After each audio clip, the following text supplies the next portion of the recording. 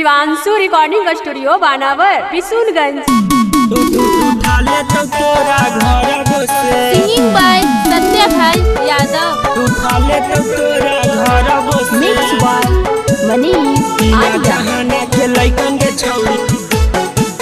घर बसे आगे भोखतौ ना कोई माफिया रंगदार छौड़ी डरबो से भोखतौ ना कोई माफिया रंगदार छौड़ी डरबो से जिला जहाना के लइकन के छौड़ी उठा ले तो तोरा घर बसे जिला जहाना के लइकन के छौड़ी उठा ले तो तोरा घर बसे डरा हौ ना एके 4780 का सरब से डरा हौ ना एके 4780 का सरब से जिला जहाना के लइकन के छौड़ी उठा ले तो तोरा घर बसे जिला जहाना के बंदा के छौड़ी टांग ले तो घर बसे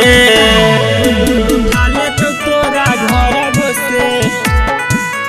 जिला जहाना के लइकन के छौड़ी अगे रोडावा पर घूमौ छौड़ी ले के अभेंजर गे जिला जहाना के लइकन के छौड़ी हो बहु बड़ी डेंजर गे अगे रोडावा पर घूमौ छौड़ी ले के अभेंजर गे जिला जहाना के लइकन के छौड़ी हो बहु बड़ी डेंजर गे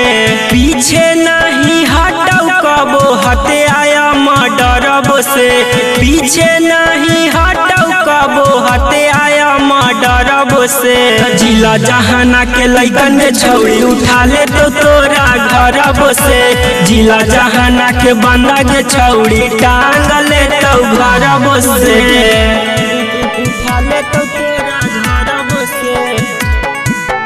जिला जहाना के लइकन के छौड़ी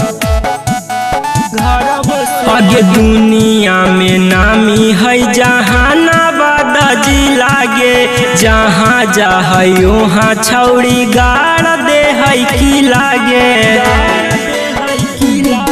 एक दुनिया में नामी है जहानाबाद जिला गे जहाँ जाहै वहाँ छौड़ी गाड़ दे है की लागे सत्या भाई घुमा हवा पाचिया पाला सरब से सत्या भाई घुमा हवा पाचिया पाला सरब से जिला जहाना के लइकन के छौड़ी उठा ले तो तोरा घरब से जिला जहाना के बंदा के छौड़ी टांग ले तो घरब से